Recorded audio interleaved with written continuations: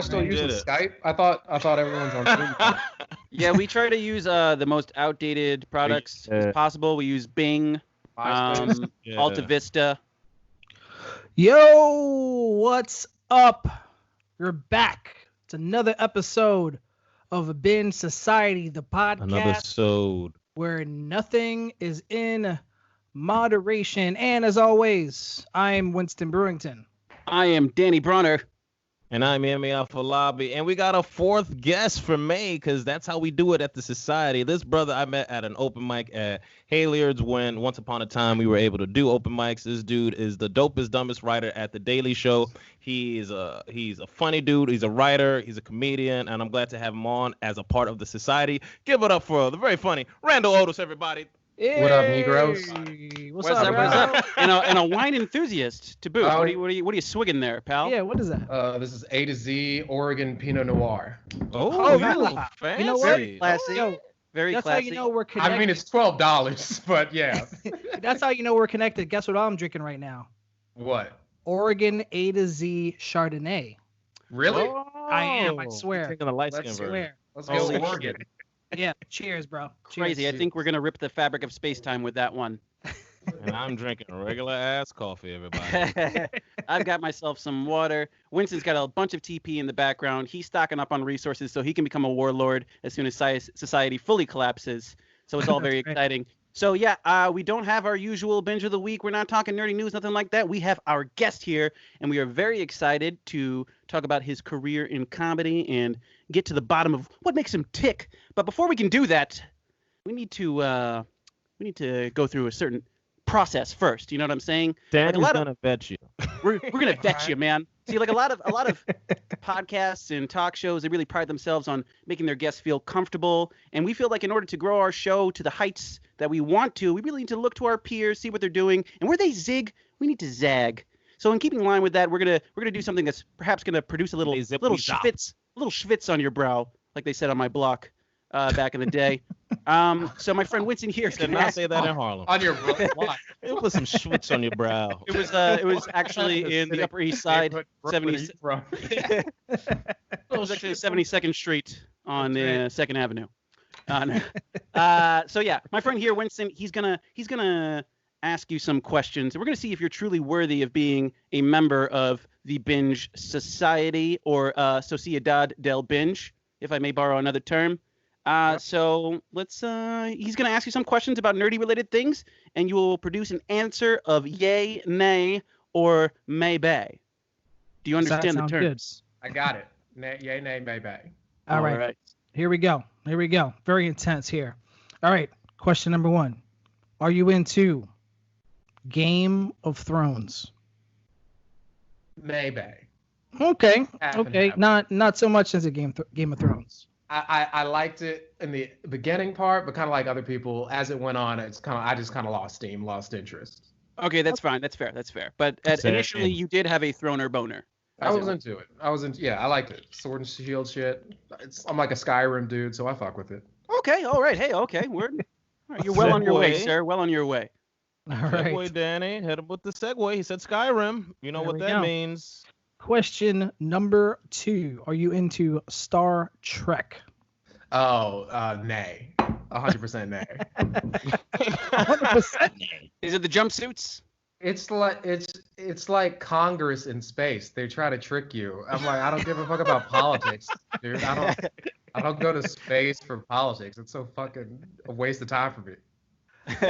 It's like C-SPAN in space. C-SPAN in space. I like that. I agree, man. I was never into Star Trek. My older brother was into that shit. Like the newer movies, I kind of fuck with, but like when there's the TV version, every time I plugged in, I could only do like 5 minutes. I'm like, they're doing diplomacy. Boo. So if it's got the J.J. Abrams effect, if they're blowing shit up by playing Beastie Boys, you're on board for that. Yeah, 100%. I recognize I'm the problem with society, but like blow some shit up for me. I'm an American. I don't do diplomacy. Right. Give me that action, man. There we go. Feel you on that one. Number 3, how about DC Comics? We're talking Batman, Superman, Wonder Woman, and the rest. It's weird. Yay, but it's mostly Batman. Like Batman's so good that he makes up for all the other. I don't think I care much about the other ones. I like the Flash just because he's quick as shit, and I think fast superheroes are cool. But I have to say yay, but it's so weighted. Like Batman's carrying the team on his back. That's fair enough. That's fair enough. I agree with that. He's a top guy, that He Batman. put DC on the map. It gives him, Yeah. clout. Okay. So from there, we'll transition to Marvel comics: Spider-Man, Captain America, Iron Man, all those Big folks. yay. Wolverine. Yay, big yay. Yeah, Dude, all right. There we go. Spider-Man's my favorite superhero of all time. Nice. And the other ones I also fuck with a reasonable amount. Nice. Okay. All Fair right. enough. All right. All right. Fair enough. You're well on your Moving way, on. sir. Yes. Video games. Are you a gamer? Oh, yay. 100% yay. Yeah, I heard you 100% dropped yay. that That's a Skyrim. good man. That's a good answer. I got first place in Warzone the other day. And, oh my! Oh. It feels so good.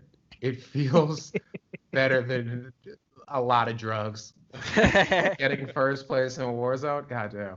That's I like truly how a you crowning said- achievement. For I the played a little bit of listeners that who myself. don't know what Warzone is a battle royale first-person shooter. Yeah, it's Call of Duty, Fortnite, or PUBG, or Apex Legends, and Listeners who are like, what is that? We got some, those matches take for fucking ever. Though I've tried it a couple of times, and holy shit! So yeah, that is quite an achievement, Kind of in really. it for the long haul, but no, when you get a good little Warzone game going, perfection. Would be like nice how if you they could said send it's us a better- plaque every time we win, though. Yeah. I'm glad. I like That's that you said that it's better than a lot of drugs. I'm not sure what the drugs are that are better than that, but you don't have to elaborate right now. We can talk about that after the show if you want. Of course. Yeah. Let's I'm move on. guessing bath salts. Yes. Let's move on to anime. Of course, we're talking about anime as, of course, Japanese animation. Are you into that? Yay. Okay. I feel like I'm not as deep as I should be as a black guy in my 20s, but I do watch a pretty decent deep. amount. Yeah, I watched. What have I watched most recently? I saw Beastars that I fucked with. It was kind of weird. I feel like it's like intro to. Have you heard of Beastars? B stars or Nah. beast No. stars? It's like it's both. It's like Beast and then ARS or like Beast and then Stars. And it's like all these animals that go to high school together. And there's like a whole animal world, and there's like carnivores and herbivores and shit. And the herbivores are like racist to the carnivores because they always think they're gonna eat them. But then they like do eat them. So I'm like, are they justifying racist? I don't 100% get the analogy they're going for, but it's a good show. Damn. I dig Like, that. what if racism was actually justifiable? Wasn't there a Hmm. movie like Think about wasn't there a that. Disney movie like that with the fox Oh, and the bunny? Zootopia. Yeah, Zootopia. Like Yeah, where I they were did racist get against that the movie because fox. I'm like, yeah, if you're a bunny, you should be scared of a fox. They're gonna eat you. Yeah. Pretty much. And I think the other one was Brer Rabbit and the Tar Baby. That's probably the most racist of all Disney fucking cartoons of all time. Yeah. Holy shit. But Yes. Anyway. Yeah, no, Alright, but I fuck alright. with anime. I love it. That's what's up. hey, All right. So right. 2 more left. Are you in to cosplay? No. Okay. No, nay. Okay. Nay. You don't dress up for... Wait. Hold on. Like, when you say in, do you cosplay or like do you like look at cosplay?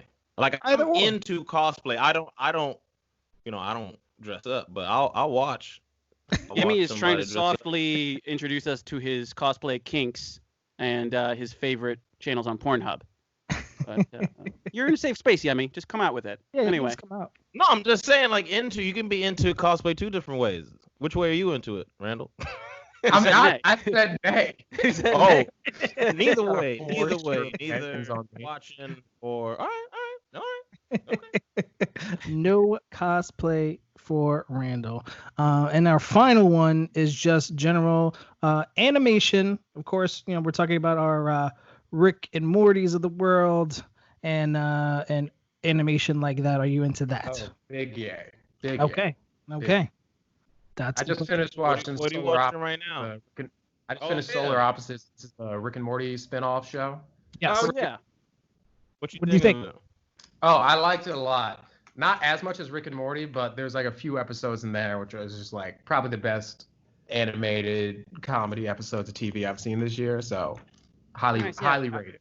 Okay, I I like gotta love give it stuff. a second look, because did watch a little bit and I was like, this is kind of Rick and Morty adjacent. I don't know. It's I kind felt of like it was like hard. the American Dad to Family Guy, basically. Exactly. But American Dad had a Exactly. couple of really good episodes. I think this one does too. It's kind of hard because you like have Rick and Morty in the back of your mind. I'm the same way right now because I'm watching Better Call Saul, and I'm always having Breaking Bad in the back of my mind, but I'm trying to appreciate it for what it is. Oh yes. What season are you on? Just out of curiosity. Literally just finished the second season, about to start the third. Okay. yeah. All right. So yeah, the first 2 seasons it really has a different feel, but you're gonna start to see the elements of good Breaking stuff. Bad that Oh, you speaking of that you know video about. games and like TV, the dude in there, I forget his name in the show, but there's this actor Michael Mando who's in it, who's like Tuco's cousin, Oh, Nacho. and Nacho. Oh yes. And, dude, I found out about him through Far Cry 3. Yes. Yeah. Yes. He's Nerd doing Alliance. so good that I was like, oh, he needs to be mainstream, and now he's in like Marvel movies and shit. I'm so happy for him. Yeah, dude, that was one of that whole monologue about the definition of insanity. It's classic I role. just showed a friend that the other day. I was like, this guy's amazing. It's amazing that you live in a world that you could have a video game role be your defining role, but Yeah. That's not how even well really- he accomplished that. So I gotta say, maybe I'm speaking for the society here, but it seems like you've got what it takes. Yeah. And welcome to the society. Population 4 or 5, I To think. the binge pros, bro. I'd say you pass with flying colors, my friend. Well done, sir. Thank you. Golf clap. Golf clap. It's great to be So in yeah, there. with that, I guess we Jamaican can air horn. proceed. Yeah. I think Alright. with that we can proceed to talk about you and your life and everything related to it. So yeah, I guess I'll start just by asking you. You're a really, really funny dude. I was checking out a lot of your videos on YouTube. Your sense of humor is really unique, and especially I think about some of the more recent sketches you've done. From last year, you had the ASMR sketch. Oh on yeah, YouTube, which yeah. is just fucking genius.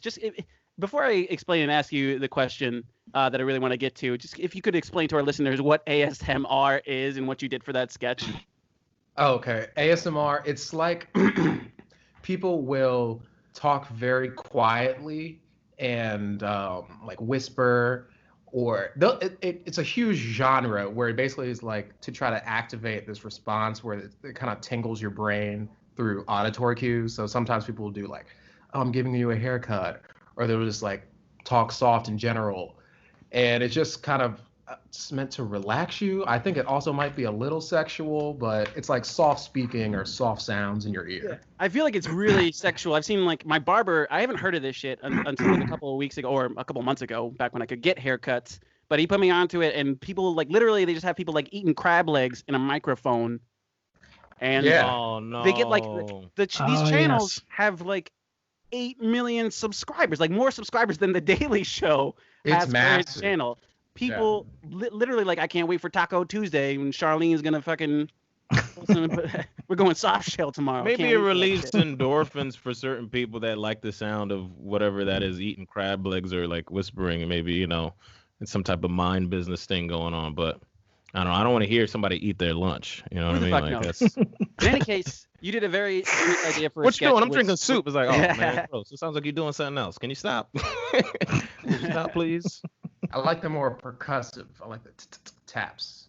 The All right, taps. okay. So, Okay. I guess there are Taps. subcultures within the ASMR world. And you had a really genius idea for the sketch there. You did ASMR for white liberals.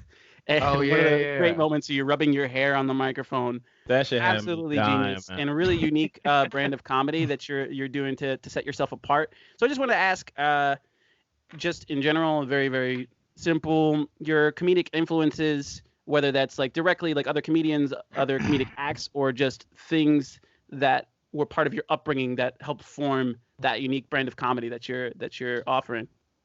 I guess like if I start from the top, it's my family. Like we watched a lot of stand up. Oddly, like we would like gather and watch a ton of the Comedy Central presents.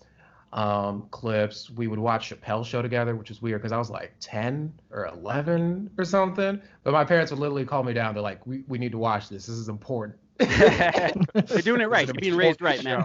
Yeah, man. They weren't wrong. I watched a ton of. Sorry about my throat. I've been watching a ton of. I watched a ton of stand up growing up.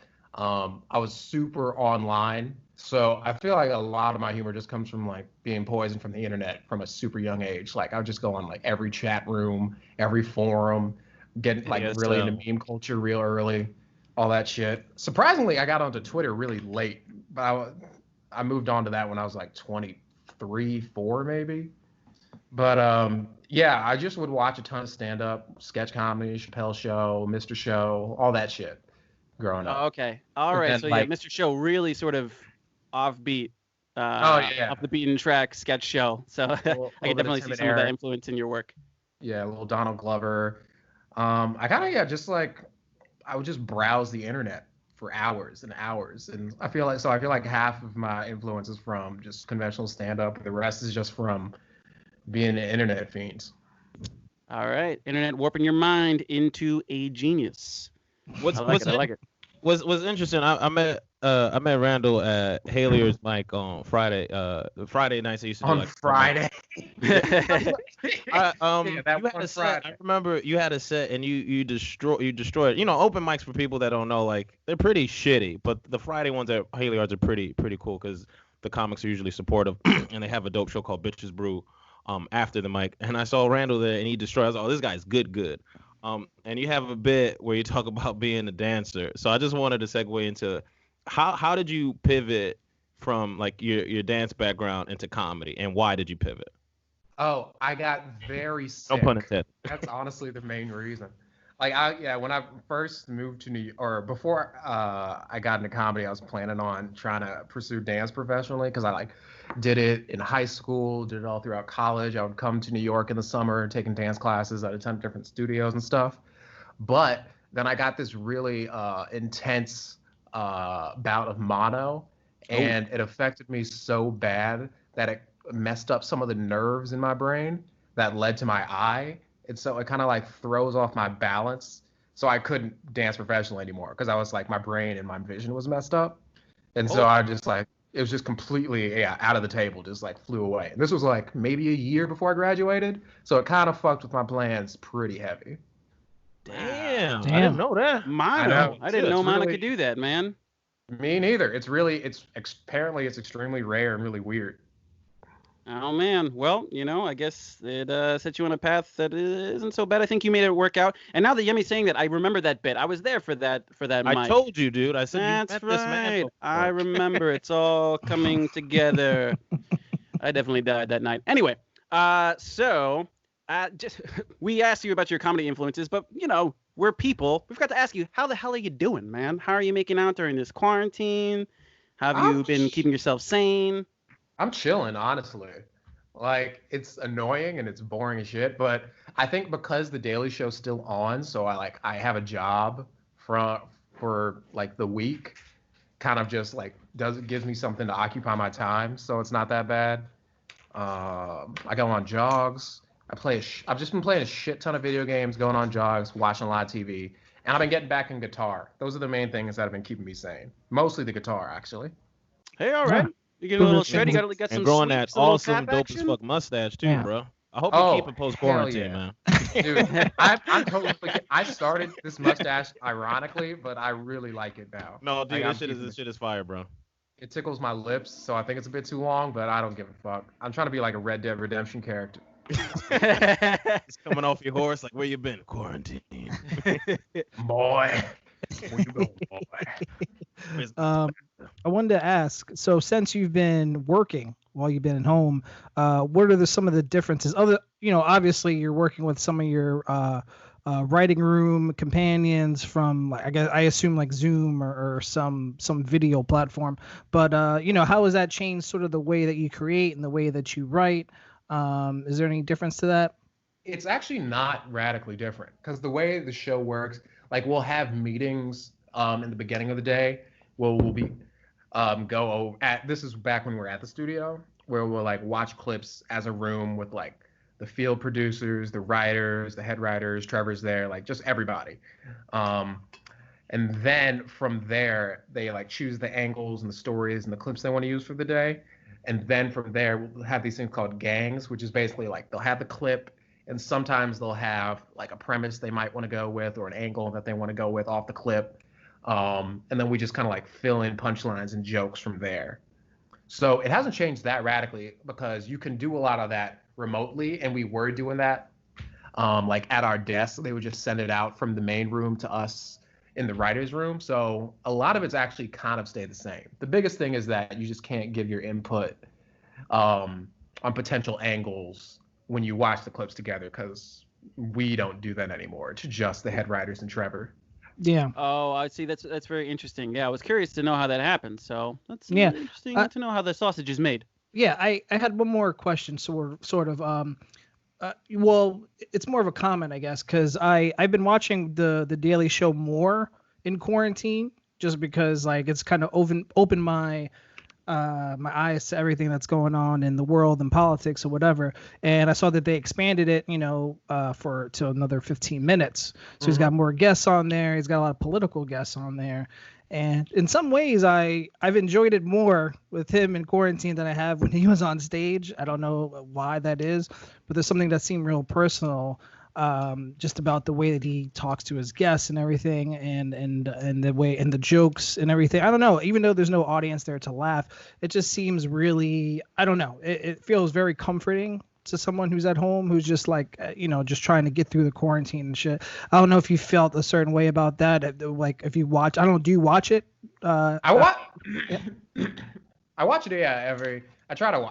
I'm supposed to watch it every day, but I watch it pretty much like we'll every cut that other part day. out. Yeah. I get it though, because like as a guy, Trevor is just like extremely positive and optimistic. He's just like a fucking ray of sunshine, which I feel is not that prevalent. So he just kind of like makes you feel better. Like I feel like in a different world, he could have just been a vlogger and he would have killed it. Yeah, it's funny that you mentioned that. I feel like part of the appeal and a lot of the bits that work so well, I see so many different shades of. If it's almost like they're YouTubers now. A lot of like the zoom ins and a lot of like the editing seems very much like it's taking a page from YouTubers that have already been doing this for a while. It's almost like, on like Pornhub, you have like the strippers who've become like cam girls now. It's like, all right, we're really the pros at this, and then really just taking it to that next level. I honestly think it makes sense. Like, I don't know why you wouldn't do it any other way, because I'm like, these people have been doing this for years. So they obviously get how it works. So like you're like a late night show and you think you're a big dog because of that, but you're on a completely different platform. It's a completely different vibe. So why not take from people who've been doing it and understand how the internet works? How do you feel about the whole pivot from like live stand up to Zoom shows? Zoom. Do you feel like that fulfills the void? No. It sucks. It sucks. Okay. It's weird, right? It feels like a Google Hangout because that's what it is. Yep. That's literally what you're using. Yeah, all right. I just feel like I'm vlogging. That's what it feels like. Yeah. And I just kind of like rant. I don't stop. I don't know what the pacing is. So I'm just like, I'm just going to say these ideas that I have. And you can't play off the audience. There's no crowd work. I can't do any act out. Just like nod their head like. Exactly. So like not at all. Is that a good bit? I don't know. It's like, does having sex with a fleshlight replace sex? I'm like, no, not the slightest. Does it feel good? Most of the time, but still, you feel empty. It's not quite the same. Yeah. So just going back to the writing process for the Daily Show, obviously it's very political, and we're gonna get a little political on the show, and frankly, it's almost impossible not to these days, since fucking medicine is now political apparently. But as a writer for the show, you obviously have to be very much steeped in and surrounded by the news, which can clearly be often very depressing. And I like to keep myself abreast. I like to stay woke. Like they say on 72nd Street as well. And it can be hard sometimes, and it's hard not to get emotionally affected. It's hard not to feel like inured or just feel like, nothing matters. How have you felt that effect at all? And I guess what do you do to mitigate that? Completely. I mean, I just feel like dead. Like completely just like emotionally dead. Because everything's the same every day. The news is the same every day. It's like if Trump does something, okay, he's A vacuum. done something stupid just in a slightly different way. Uh, there's protests in just a slightly different way. Even like with the what's his name, Arbery shooting. I'm like, I've experienced this so many times. The exact same things play out every single time. And so it just feels like everything's the fucking same over and over with slight variations in what happens. It's like a sitcom. It's like, okay, you know what the show is, and you know who the characters are, and you know what they're gonna do. And it kind of ends the same way, and it kind of starts the same way. And that's what it feels like. Just It's a really good we're like analogy. Really good season analogy. 10 of a fucking shitty, predictable Shitty sitcom. Black Mirror episode. Yeah. Yeah. And I wanted to kind of riff off that because I just kind of saw I shouldn't have watched it, but I just saw the footage of the Ahmed Arbery murder. Yeah, I couldn't watch that. It's a murder, is what it is. Not to get like dark, but I just It's a wanted to lynching. pick It's your a brain fucking for- lynching. Let's be real about it. Well, yeah, it's vigilanteism. He was in a house that didn't have walls and just, I guess, loitering. But that's no reason to like shoot a man. But anyway, I Fucking want water. to ask Anyway. you, what's the vibe at the office when, and because that happens like every so often, there's always a cycle of like an innocent black man getting shot. So what's the vibe at the office when you guys go in like for like a writing session? Does it come up at all? Like is that a part of like, the day-to-day stories, or is it more like Trump? Do you know what I mean? Like yeah, what's the vibe of the office? Like right now. Well, When something like that comes up. yeah, or racially motivated, like Well, stuff like that, it comes up all the time because, like anything that happens in the news, like, we cover in some way. So, since I've been there, it's, like a year, 2 years at this point. I have no fucking clue. There's been mass shootings, there's been natural disasters, there's been racially motivated crimes. And so it's just like, all right, here's another thing. What's our take on it gonna be? Because it's got to be something more than just this is terrible. yeah. And that's where Trevor's really good because he's like a pretty thoughtful guy. And we also have this thing, the between the scenes segment. Yeah. Like a lot of the times we'll just talk things out in that morning meeting, that's another thing where it's like a shame we don't have that at our disposal. But like it'll just be like a conversation in the room about how different people feel about this thing. And that'll either make it into the show. But if it's like too heavy and doesn't fit the format of the main show, then he'll just talk about it in the between the scenes segment. And a lot of the times that has the input from the conversations that we've had in the room. But yeah, people talk about this shit all the time. Like, we'll like just go to each other's offices and talk about whatever we're feeling about the news of the day. So you do have like those real conversations with each other and are really able to vent and rely on each other for a certain degree of emotional support. Mm-hmm. And I also wanted to ask real quick, just off of that, if you don't mind me asking, you don't have to give exact numbers, but how many like people of color in the news in the writing room? A lot. In women. Let's see. I'm trying to think. People of color. There's me. There's Josh. There's X. There's Christiana. There's Joe. So I think there's 5 black writers. And then women, there's Christiana, there's Kat, there's Lauren, there's X, 4. Okay. Yeah. So it's pretty diverse.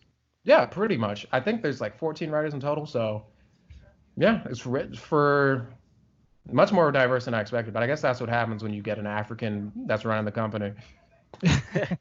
Well, yeah, no, absolutely. That's why I was really curious. It'd be weird if it was like no Africans. It was like, oh, okay. He went first. I think the last 3 writers that got hired have been black, and 2 of them are women. Okay, Yeah. nice. What's up? Love to see it. Love to see it. Yeah. So just I forgot to include myself, but yeah. You're in there, man. I think you said there's me. I think you said it off top. Just in talking with you're able to talk with your colleagues about everything going on in the news, and that's great. But do you feel like has it affected the way you interact outside of the show? Do you feel like you just got to set politics aside as soon as you are done for the day or the week or what have you? If someone brings up a political statement and you have a thought about it, do you feel like you have to bite your tongue, or do you feel okay having those conversations, or you're like, fucking enough, I don't want to do this anymore? I feel fine. Because, like, politics is just a huge part of my life forever. Like, I think my mom, my dad, me, my brother, everyone except my sister were political science majors. Like, whenever we would have dinner, we'd talk about politics all the time. And I just think it's interesting. And so, no, I never really get bored of it. I may get bored in the way that we have to talk about it just because, like, I'm writing for someone that doesn't have my voice. So I'm like, I don't want to talk about it in this way. Or if I interact with people who are like super resistancy, or like I can kind of tell which corner of the internet they get all their opinions from, they don't have like original thoughts, then it gets boring. Like, I don't like when I'm talking to somebody and I'm like, I'm not talking to a person, I'm talking to like a Twitter thread. Yeah. Like, I did. I'm talking to the platitudes right now. I'm like, yeah, how do you feel about shit? That's when I get bored about stuff. But if someone has those like real opinions about shit, then I'm totally down to talk. I think Yeah, Emmy had, actually, that's something to ask. yeah, that's really interesting.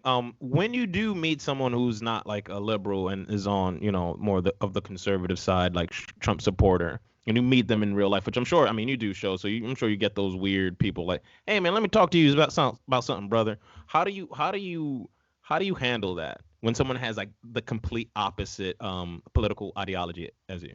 And maybe a handlebar mustache like yourself. Let's see. Well, that happens a decent amount. Surprisingly, they don't usually like get that deep about it, because like I'll go to places like deep in Virginia and do shows or shit like that and perform for Trump supporters and stuff. But they usually fuck with the content, because like unless they're just like hardcore partisan, which I feel like most people aren't. Well, I don't know how to explain it. Like, if someone wants to talk to me about politics and not from where I'm from, I try to just like narrow the focus on whatever we're talking about. Because if it's like team Democrat, team Republican, team Libertarian, then it gets like boring. But if you just like ask people specific questions, honestly, that usually like rattles them, because most people don't think about shit. Oh yeah. So it's like, I like Trump. I'm Facts. like, all right, what has he done that you like? And then they'll name something.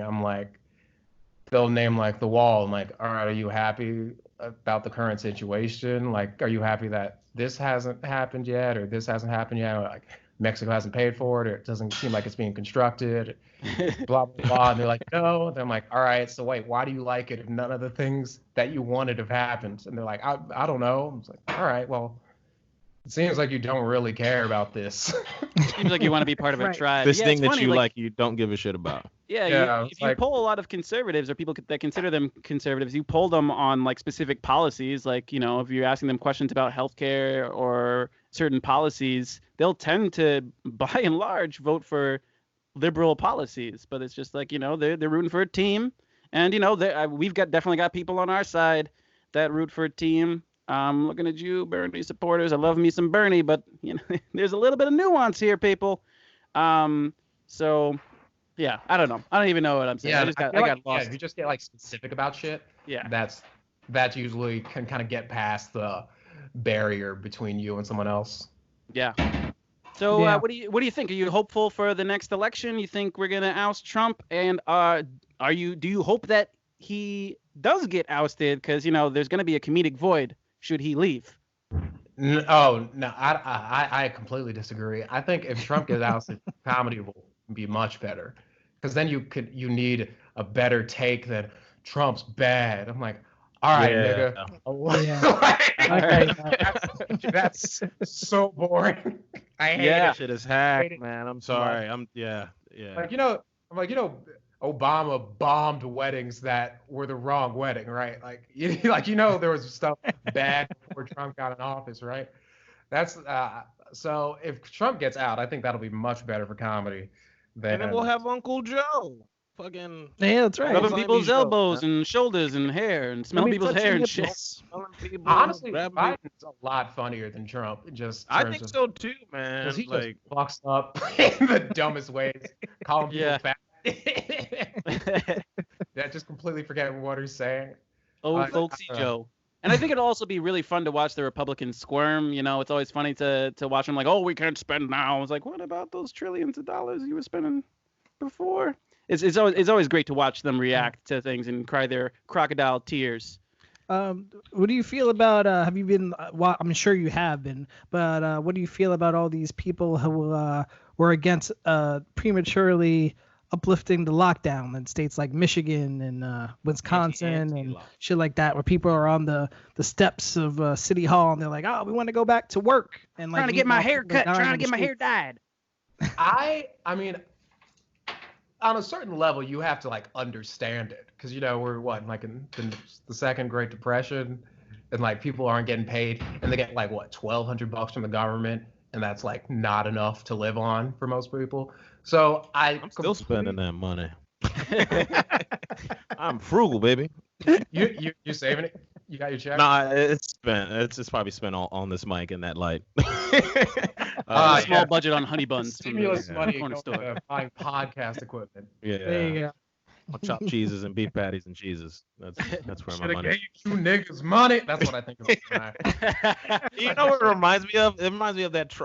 Remember that Dave Chappelle sketch where he's like Tron, where they gave like a bunch of black people reparations. Oh yeah, 100%. Yeah, as if people just money, y'all. There's poor people around. Yeah. That skit was fucking hilarious. One of the best skits of all time, in my opinion. But actually, this reminds me. I want to ask you a question because I'm sure you've met many sort of like big time comedians. I've had the pleasure of meeting certain big time comedians. Dave Chappelle, I got to hang with him in the green room one time, and we got to sort of sing a song together drunk. That was kind of cool. Do you have any memories? Name dropping over here? Flexing. Sorry, no. But I just want to say that. Do you have any memories or anything of you meeting like a sort of an idol or a comedian that you really wanted to meet, and you were just hanging out, and you're like, oh, this is shit. This shit is fucking cool. Let me try to think. I remember when I was at the Daily Show offices. He's been there. Jon Stewart was there once. Came back once when I was there, and like he came in, and I remember thinking like, man, this new janitor is short as fuck. Because he was like, he had this big beard. Did he have his beard? Did he have the beard? Yeah, he had a beard and his hat on, so I couldn't recognize him. Like, who the fuck is this? Because everyone was like, what's up, man? I'm like, damn, he must have been a cool janitor. Oh, yeah, no, it's Jon Stewart. At him, like, pick that up. Actually, because Neil Brennan, he was a cool guy that I got to meet, and I was surprised. Well, I forgot that he consults with the show and he does segments every once in a while, and he hangs out in my office because he writes these segments with Josh Johnson and this other writer, Delvin Delaquanti. And because like Chappelle shows are my favorite shows of all time, so I was like, oh fuck, it's motherfucking Neil Brennan. Yeah. And he's the exact same as you would expect him to be, which I didn't expect. I was like, oh, you're just like the same in stand-up, on your podcast, in real life, same voice, same vibe, same shit. And so it was kind of cool just talking to him and getting to see his perspective on all the stuff we were writing about and just kind of hang out. Yeah, just definitely a fucking major writer. Mm-hmm. And he's someone that's done really well to adapt to the quarantine. He had that one set, or it's like quarantine thoughts or Corona thoughts or something. That's something that I think you really need to do as a comedian to get your material out in this sort of setting. So I guess looking forward for you, do you plan? What are your plans for stand-up, such as it is in this quarantine? Do you have plans to make some more content? Do you have any thoughts and aspirations as far as like sketch writing? What's coming down the pipeline for you? Well, stand-up, honestly, I've just completely written that off for like a year because I'm like, there's no way to do it. I haven't found a good way to replicate it. It's just not my shit. In quarantine, so that's kind of fair. Off the table. So far, I've been working on like more long-term projects. Like I wrote a pilot I'm working on with somebody that trying to sell to certain places, and then sketches. It's something I'm trying to figure out. It's just because like it's that at-home style stuff is something I didn't really do before. Like everything I did before, I had like a crew, or like a lot of locations and shit. And so, honestly, straight up, it's just been kind of difficult to adjust making stuff myself in quarantine world. as I like tweeting and things like that. But Yeah, your I Twitter think- game, you tweet a lot though. Your Twitter game is strong.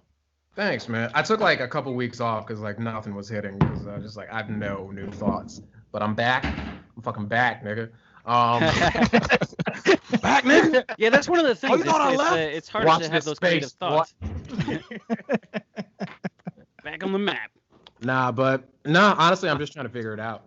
I Fair feel enough. you on that, man. I'm kind of in the same way. I was getting into a groove because I just moved back to New York 2 years ago. I was overseas, and I was just getting my groove back like earlier this year, and like everything I was gonna start a show up and all that stuff. I was getting booked more, and then Corona hit, and then it's like, okay, be a Zoom YouTuber comedian, which is a different skill set. You know what I mean? Like doing sketches is a totally different skill set than being a comedian. Sketch And it's writing. hard too because for Yeah. me, like all my sketches, like everything I've ever made, started as some form of like joke and stand up. Yeah. And so I'm like, okay, this is like where all of my content came from is from stand up. And so now I have to find something else. You have to like reverse engineer it and just like, okay, this is funny, but how do you know if you don't, like if you don't workshop it? Yeah. You just gotta like, Or I gotta for like sure. trust yourself, which is like, this is funny. I think it's funny. I'm gonna put it out. Cause I never did that. I'm like, all right, 6 audiences think it's funny. So I'm gonna, now I'll build on it. Right, Yeah. right, exactly. And also, Definitely one of the benefits of being in front of the camera, though, and one of one of the things that open mics really do is just get your fucking lines down. But I gotta say, for like we've been creating some video content, being able to fuck up your lines, just be like, all right, I'll just use the first part of that take and then fucking chop it together. There's something a little liberating about that. It feels like cheating, but it's not. but also you don't get that immediate gratification because Yeah. you're not watching people watch you do a sketch. You know what I mean? Like you might get a comment or a like or a share, but like there's no is one way. It's not two ways. Where stand up or even like live sketch is immediate. Oh, I got a laugh. That got a big pop. You know what I mean? Like it's just totally like apples and oranges. Yep. And then I find myself feverishly looking at the lack of views, and I'll never know. But Speaking of sketch, I wanted a segue into like what comedies are you fucking with right now? Like just on the internet. Like what are you watching? Or like we'll look forward to watching. What am I looking forward to watching? Or like watching right now, like just comedy wise, like old stuff, reruns, current. I'm things. honestly, I took a huge break up just from watching content. I was just like, I'm taking in too much shit all the time. And I was just on a break, like complete break from getting new shit. But I just started up, I'm just watching stand-up specials. Oh, Clips, shit. people on YouTube and like looking at, and honestly, I'm looking at a lot of like Twitch streamers. That's the main thing I'm doing right now. nice Twitch streamers. I feel Well, like there's like, an angle there for comedians. Comedians should be getting on fucking Twitch, man. Share Oh, that dude, shit. yeah. Stav has a really great show on Twitch that where he just like gives people advice. Nah, Twitch is where it's at. I think Twitch may be like one of the few platforms that like is growing a lot during quarantine. No, Not Twitch and TikTok. at all surprised. Not at all surprised on that one. Wait, did you But say just as far as the Twitch comedians or Twitch gamers? Both. Although Okay. it's Twitch is kind of weird because like there'll be gamers, but there's like this guy Destiny, there's Hassan Piker who are gamers, but they do a shit load of political content while they're playing video games. So it's video games, but it's not always just video games. You know what I mean? yeah, in order to make your And channel just grow, you be on can't there just, talking. You don't even need to be playing games. yeah, All true. right.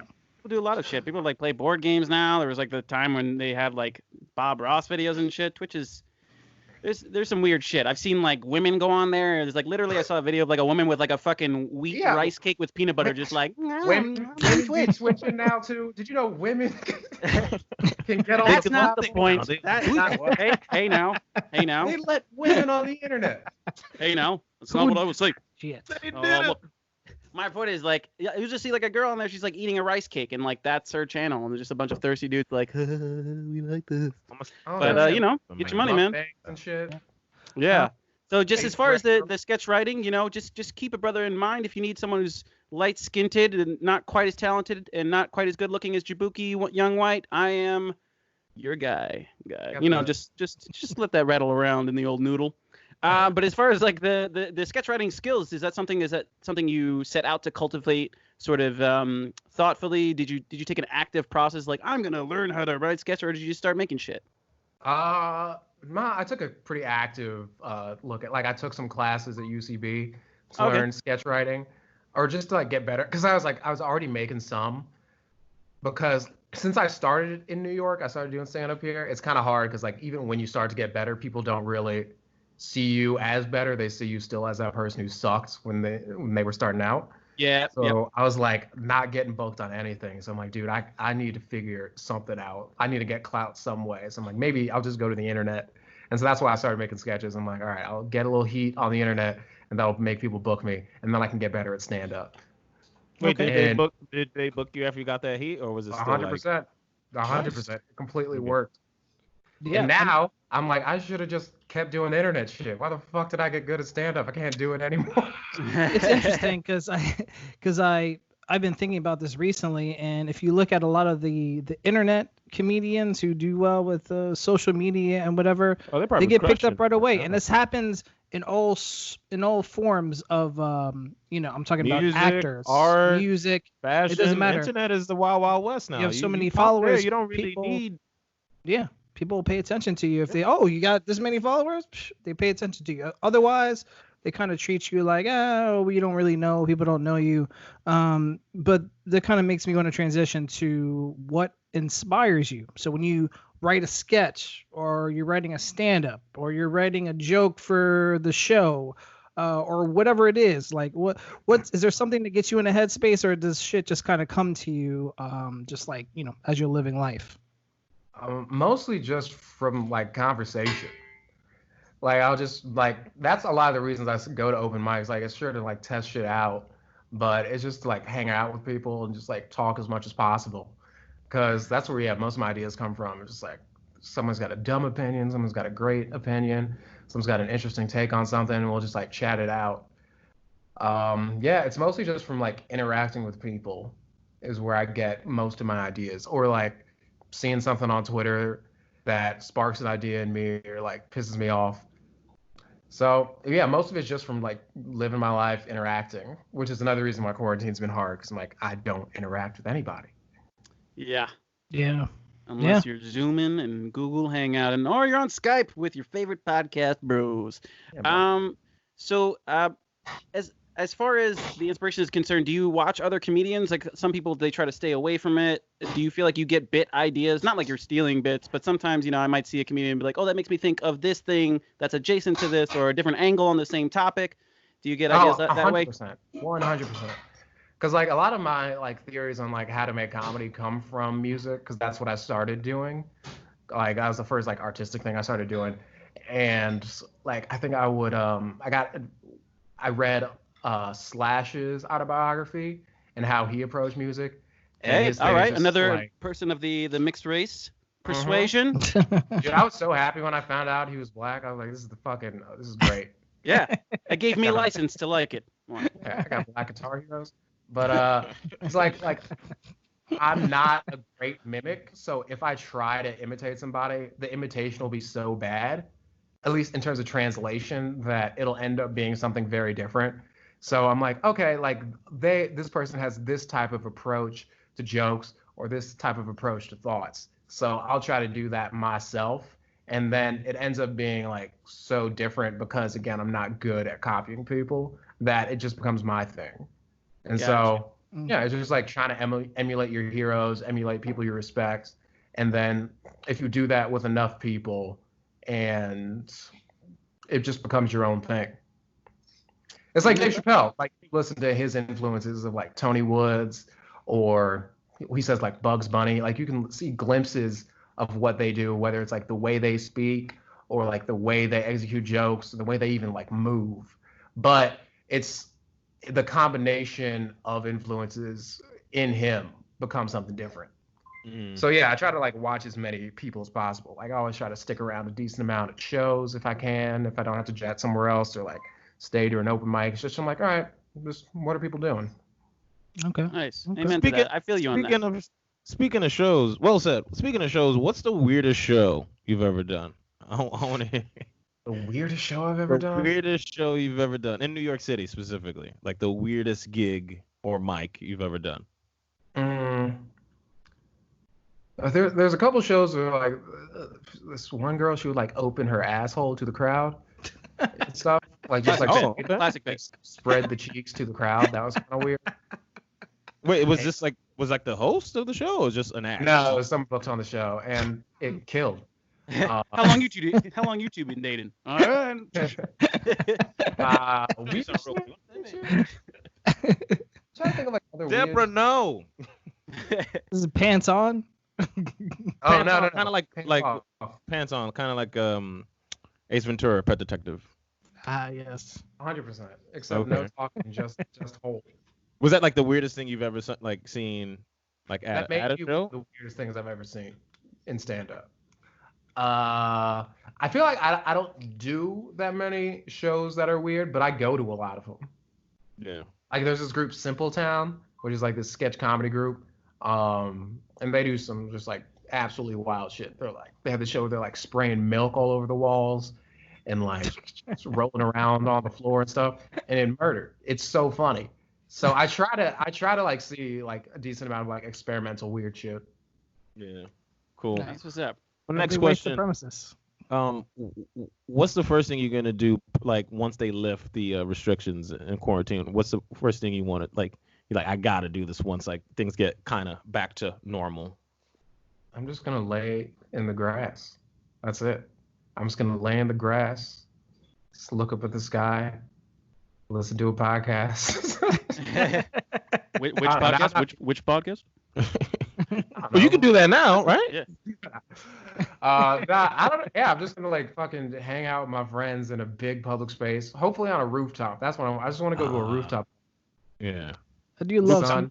I Yeah, do love yeah. me some New York City rooftops, like some random rooftop decks that people can go out and just drink, hang out, sit on some folding chairs.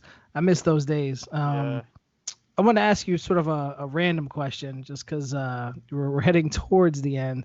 What was your least favorite job that you've had in life?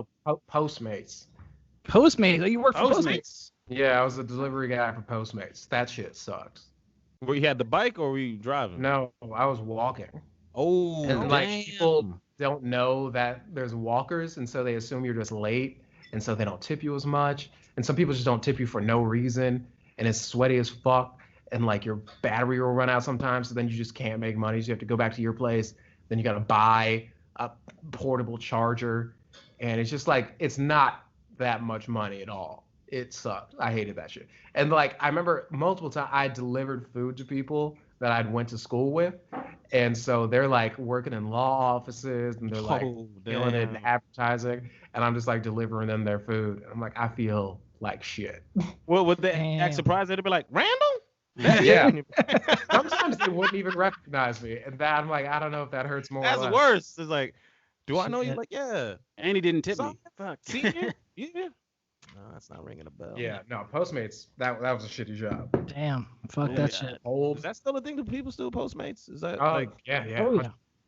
Yeah, I might have there's a Eats bunch. Man, I can't but keep it's- track of all the fucking delivery systems. It's all confusion to me. People at Chick-fil-A though, they were dope. They would give me like free shakes and stuff. I love them. Hey, Oh, all nice. right. Chick-fil-A, Okay. They're not all bad, you know. They don't not a big fan of the gays, but you'll get a free shake. Nah, fuck the leadership, but the workers, great people. Yeah. Right. That's The what's up. company and the I workers remember are. on my last day too, I was delivering to this address that never tipped me, and I just ate their whole meal. I'm like, I don't give a fuck. I've delivered to you upwards of 10 times. You've never tipped me. I'm eating this entire meal, and it was so delicious. That was a So you get revenge. to have game. those grudges against your clientele. Oh, of course, I got a list. Oh, so you're a list guy. You keep a list of like, all right, anyone who scorned me. Wait till Yeah, I get anyone his who's check on scored me Twitter, the man. Postmates app, I got your fucking address. and your food, bitch. Oh boy, I want to see that movie.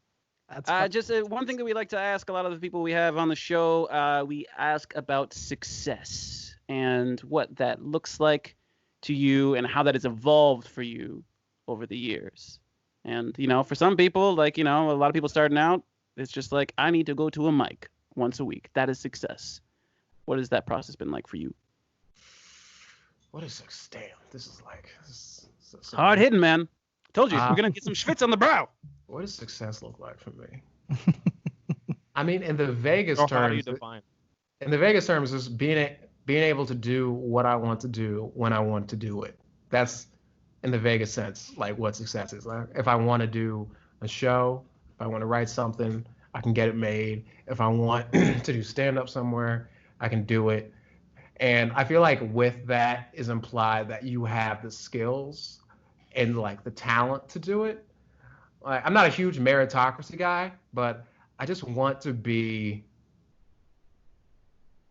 I want to make whatever I want to make. I want the ideas that are in my mind to come into the world with the highest degree of fidelity as possible. Like sometimes you'll think of something, then you'll make it, and you're like, it doesn't feel like exactly how I felt when it was in my head. But sometimes it's like 100% there. And I just want that translation to be completely fluent.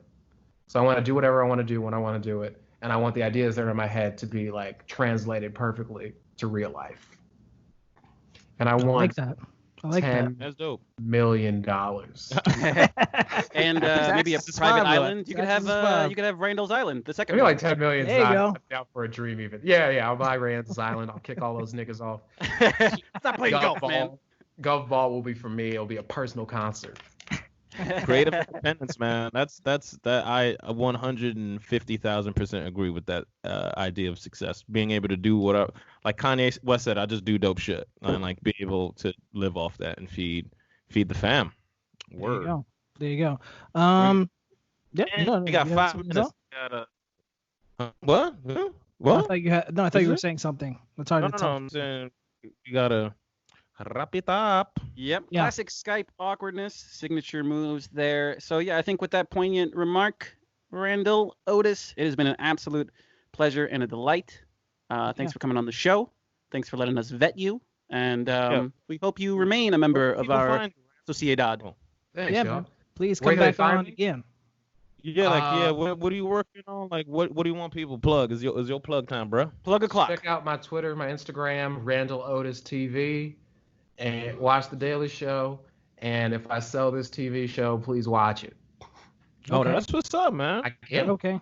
say anything more about it, but I hope I'm making something that hits your screens. Positive vibes, man. Positive vibes. It's already yours, man. Speak truth to power, bro. That's it. Indeed. All right, so you can find us on Twitter at Binge Society Podcast, and you can find us on Instagram at Binge Society. You can find me at Danny Bronner on Instagram, or Laces Out Dan 485 on Twitter. Where can they find the rest of us, boys?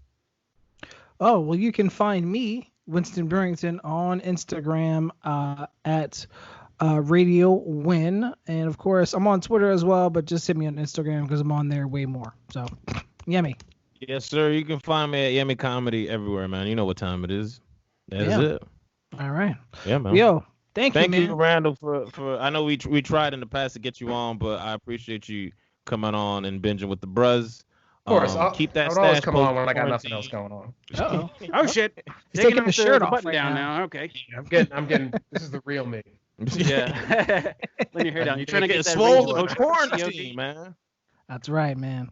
That's Please come on, man. If once your project gets green lit and you want to come promote it, please come back on the show. Sure. So man, thanks for coming on. Thanks for listening to the podcast. We appreciate y'all listening and watching us every single week.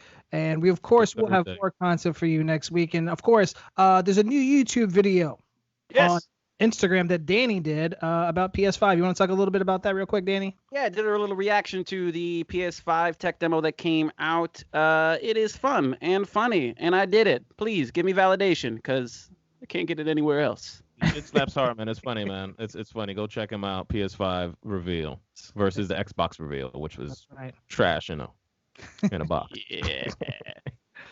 Thank you again to all the listeners once again all over the world. Thanks for listening to us.